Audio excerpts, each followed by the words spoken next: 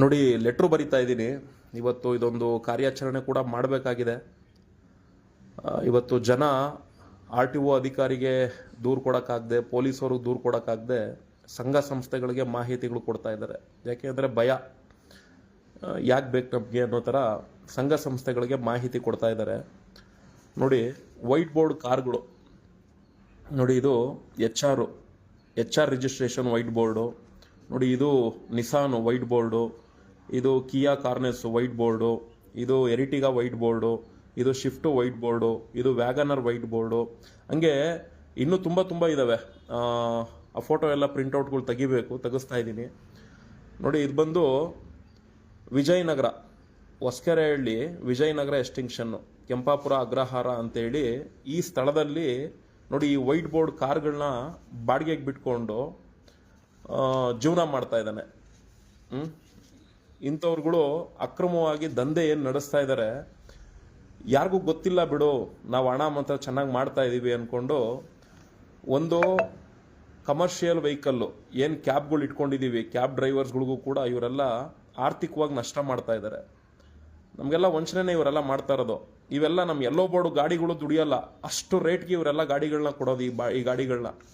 ಅದಕ್ಕೆ ಇವಾಗ ಸಾರಿಗೆ ಅಧಿಕಾರಿಗಳಿಗೆ ಈ ಒಂದು ಗಾಡಿಗಳದೆಲ್ಲ ಲೀಸ್ಟ್ ಬರೆದು ಲೆಟ್ರು ಬರೆದಿದ್ದೀನಿ.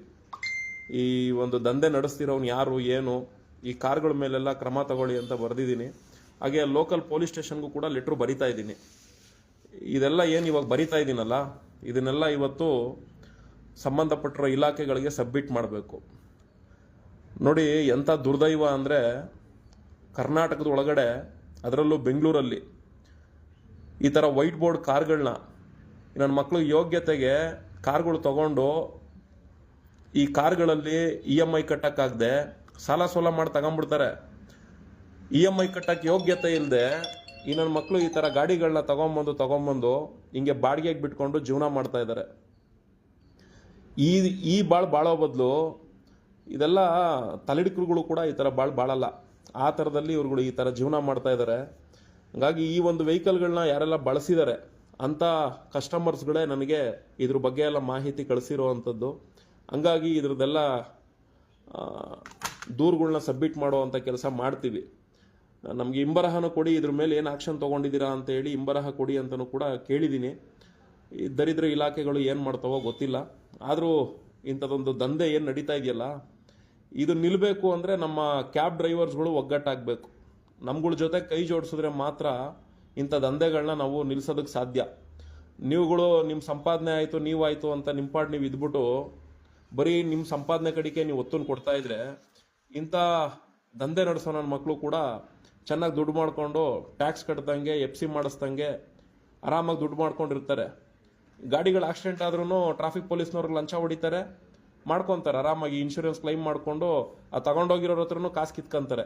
ಈ ಥರ ಕೆಲಸಗಳು ಕೂಡ ಎಲ್ಲ ಮಾಡ್ತಾ ಇದ್ದಾರೆ. ಇದೆಲ್ಲ ನಿಲ್ಲಬೇಕು ಅಂದರೆ ಕ್ಯಾಬ್ ಡ್ರೈವರ್ಸ್ಗಳು ಕೂಡ ಕೈ ಜೋಡಿಸ್ಬೇಕು. ನೀವೆಲ್ಲ ಎಲ್ಲಿವರೆಗೂ ಕೈ ಜೋಡಿಸ್ದಂಗೆ ಹಿಂಗೆ ಇರ್ತೀರಾ? ಇನ್ನೂ ಇದ್ದಾವೆ, ಇನ್ನೂ ತುಂಬ ಏರಿಯಾಗಳಲ್ಲಿ ಈ ಥರ ದಂಧೆ ನಡೀತಿರೋದೆಲ್ಲ ಮಾಹಿತಿಗಳು ಬಂದಿದ್ದಾವೆ.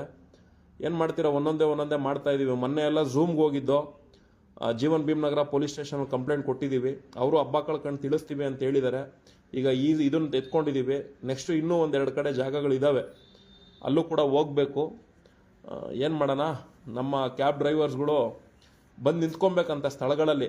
ಇಂಥ ನನ್ನ ಮಕ್ಕಳು ಮನೆ ಬಾಗಿಲುಗಳಲ್ಲಿ ಹೋಗಿ ನಿಂತ್ಕೊಬೇಕು. ಇಂಥ ಕೆಲಸ ಮಾಡ್ತಿದ್ಯಲ್ಲ, ಹೊಟ್ಟೆಗೆ ಅನ್ನ ತಿಂತೀಯೋ ಏಳು ತಿಂತೀಯೋ ನೀನು ಅಂತ ಕೇಳಬೇಕು ಕ್ಯಾಬ್ ಡ್ರೈವರ್ಸ್ಗಳು.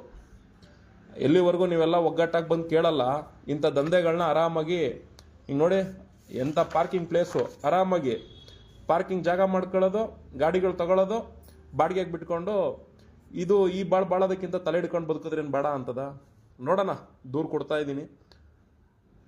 ನಮ್ಮ ದೂರನ್ನ ತಗೊಂಡು ಇದನ್ನು ಯಾವ ಥರ ಎನ್ಕ್ವೈರಿ ಮಾಡ್ತಾರೆ ಏನು ಅಂತ ಎಲ್ಲ ಹೇಳಿ ಮುಂದಿನ ದಿನಗಳಲ್ಲಿ ಗೊತ್ತಾಗ್ತದೆ.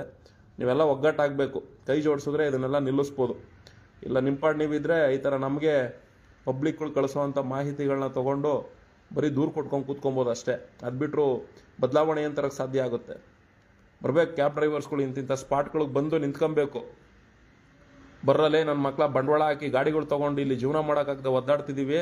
ನನ್ನ ಮಕ್ಕಳ ನಿಮ್ಗಳಿಗೆ ವೈಟ್ ಬೋರ್ಡ್ಗೆ ದರ್ದು ಬಿದ್ದು ಸಾಲದ ಮೇಲೆ ಗಾಡಿಗಳು ತಗೊಂಡು EMI ಕಟ್ಟಕ್ಕಾಗದೆ ನನ್ನ ಮಕ್ಕಳ ನಿಮ್ಮ ಯೋಗ್ಯತೆಗೆ ಈ ಥರ ಬಾಡಿಗೆಗೆ ಬಿಟ್ಕೊಂಡು ಜೀವನ ಮಾಡ್ತಿದ್ರಲ್ಲ, ಇದು ನಿಮ್ಮದು ಒಂದು ಬಾಳೆನ್ರೋ ಅಂತ ಉಗಿಬೇಕು ನೀವುಗಳು. ನೋಡಿ ತಿಳಿಸ್ತಾ ಇದ್ದೀನಿ. ಈ ಸ್ಪಾಟ್ಗೆ ಇವಾಗ ಹೋಗೋಣ ಅಂದ್ಕೊಂಡಿದ್ದೀವಿ, ನೋಡೋಣ.